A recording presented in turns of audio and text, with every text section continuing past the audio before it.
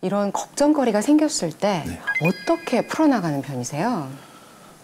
저는 성격상 걱정을 정말 많이 하는 편이에요. 그래서 끙끙 앓고 있거나 그러면 헬스클럽에 갑니다. 그래서 무조건 뛰어요. 무조건 뛰고 무조건 걷고 땀을 흘립니다. 그래서 이걸 빨리 벗어나야지라는 생각을 정말 많이 해서 그러니까 어떤 다른 일에 집중하는 것 같아요. 집중해서 가장 좋은 방법은 땀을 흠뻑 흘리고 나면 또 그래서 개운하게 샤워하고 나면 좀 사라지는 것 같다? 이런 생각이 듭니다. 이 걱정이라는 단어가 영어로 옮기면 worry라는 단어가 있는데요.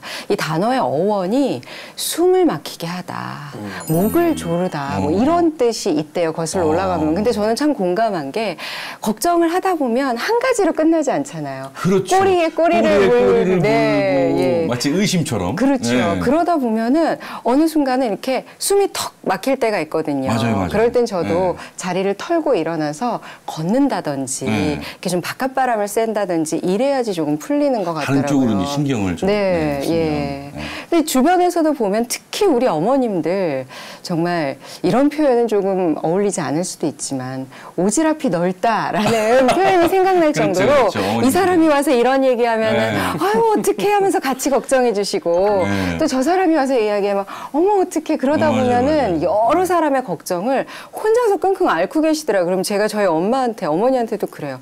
아니 그걸 엄마가 걱정할 필요가 뭐가 있어? 그럼 아니 그래도 옆집에서 무슨 일이 있었다는데 이웃으로서 같이 고민을 해줘야 되지 않겠니? 갑자기 또 생각나는 게 저희 어머니가 이제 오늘 이제 촬영을 한다고 말씀을 드렸더니 이제 대화하고 전화를 끊었어요. 저희 부모님 대전에 계시거든요. 근데 어젯밤 11시에 전화가 오신 거예요. 그래서 밤에 전화 오니까 저는 얼마나 놀래요. 늙으신 어머니께서. 그렇죠. 어르신들이. 어머니 무슨 일이에요? 그랬더니 동균아 내일 저 촬영할 때 머리 좀 세우고 가. 제가 항상 헤어스타일을 더벅머리로 하고 다니니까 잘 스프레이를 불러빼서 머리를 세우고 가라고. 이것도 하나의 걱정 아니겠어요? 어머님의. 근데 또 그 얘기 듣고 알겠어요. 걱정 마세요 하고 제가 잘하고 갈게요. 넥타이까지 메고 갈게요 하고 전화를 안심시켜 드리셨군요. 어제. 그래서 저도 저희 어머니에게 웬만해선 이런 부정적인 혹은 걱정거리를 말씀을 안 드리는 게 하나를 말씀을 드리면 벌써 열을 달려가고 계시거든요. 근데 이런 경우 종종 보세요, 스님. 우리 보살님들 오시면. 정말 많이 보죠. 뭐 심지어 어머님이 이렇게 막 아들에 대해서 큰일 났다고 너무 걱정하셔가지고 와서 뭐 근심하시고 또 막 하고 계신데 아들은 정작 편히 놀고 있는 나중에 그걸 알고 난 다음에 어머님이 내가 저 자식 때문에 나만 이렇게 근심해서 하고 속상해 죽겠다 또 속상해 하시는 걸 볼 때 물론 뭐 부모가 자식을 걱정하는 문제는 이게 단순히 그냥 우리가 뭐 아유 근심이 많으셔 이렇게 그냥 치부해 버릴 수는 없죠. 뭐. 사랑이 좀 더 무엇인가를 또 좋은 결과를 얻고 싶다. 그리고 우리 아이에게는 항상 어려운 일이 없었으면 좋겠다라는 하나의 이제 바람인데. 그렇죠. 근데 이제 저는 이제 요즘 오히려 우리 절에 오시는 불자님들이나 뵐 때마다 그러나 때로는 자식의 몫으로 두어야 할 걱정이 있는데 너무 그것을 받아 안으려고 하는 문제는 좀 고쳐나가야 된다. 맞아요. 걱정이 병이 된다. 뭐 이런 거 있잖아요. 그렇죠. 이게 뭐 걱정이 마치 무슨 전염병처럼 이게 우리가 누가 감기 걸리면 좀 멀리 떨어져 마스크 좀 끼게 하고 조심하라고 손도 좀 깨끗이 씻으라고 스스로도 이렇게 하듯이 때로는 아무리 부모이지만 그것을 해결해 줄 수 없는 문제도 있을 수 있습니다.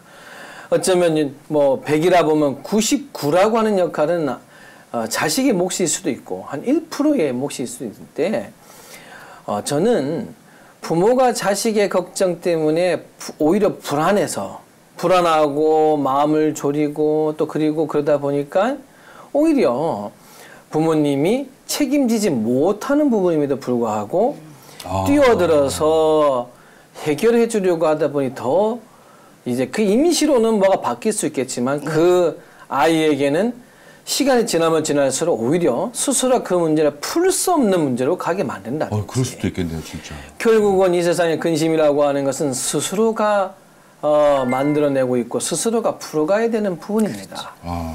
이제 그것을 누가 대신 이렇게 너무 많이 그것을 가져와서 우리가 지금 뭐 걱정 인형 이야기를 하지만 이 걱정 인형은 오히려 그 걱정을 없애버리려고 하는 마음의 의도신 것이지 걱정을 내가 가지고 와서 다시 내 걱정으로 만들어서 이게 예. 한 명 감기에 나니까 이쪽에 온 가족이 감기에 걸리는 게 아니라는 거죠, 저는.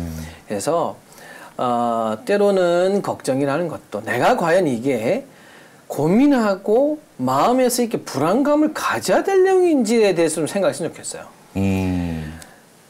누군가의 몫일 수 있고 그러면 오히려 나는 그 몫에서 벗어나서 오히려 좀 편안한 마음으로 지켜봐 줄 수 있는 것도 굉장히 필요하고 또 과정을 지켜보는 것이 어렵지만은 오히려 그 어려운 과정을 이겨내는 것이 오히려 더 어쩌면은 부모의 몫일 수도 있고 지인의 몫일 수도 있고 한 거라고 저는 생각이 듭니다. 근데 그거를 그냥 가지고 와서 이제 정작 그 본인은 그 문제를 풀어가기 위해서 열심히 하고 있는데 옆에 보는 분은 그 근심의 걱정으로 들어 넣어버린다면 아이고야. 제가 가끔 이제 수능이 이제 다가오잖아요.